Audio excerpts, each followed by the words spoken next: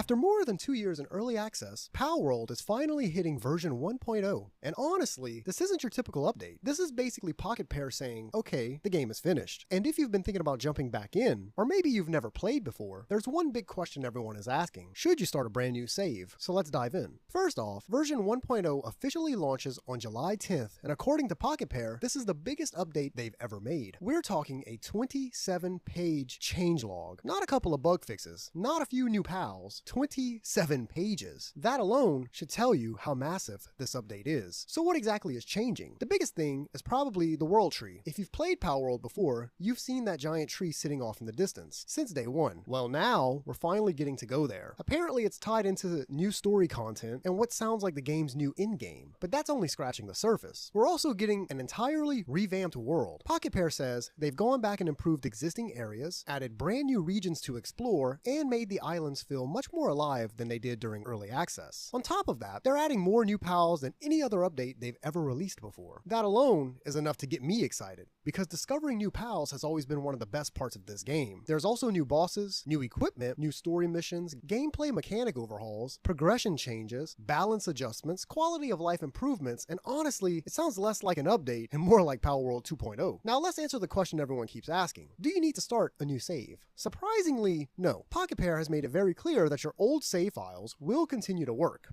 Nothing is getting wiped. Your bases, your pals, your progression, it should all still be there. However, the developers themselves are actually recommending that players start fresh. And that's pretty unusual. They've said that because so much of the game has changed, from the opening hours all the way through progression and exploration, they believe a new character gives you the best version 1.0 experience. Basically, imagine watching a movie from the last 10 minutes.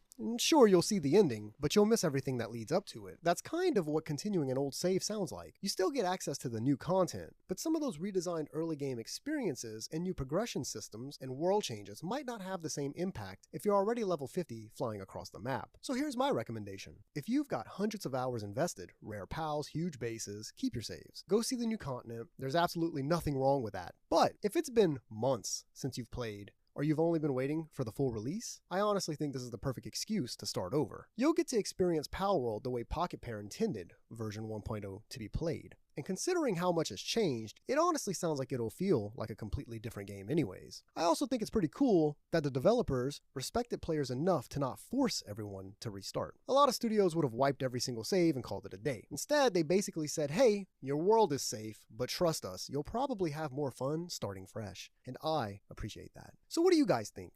Are you keeping your old worlds, or are you starting from scratch when version 1.0 drops? Let me know down below, and as usual, thanks for listening.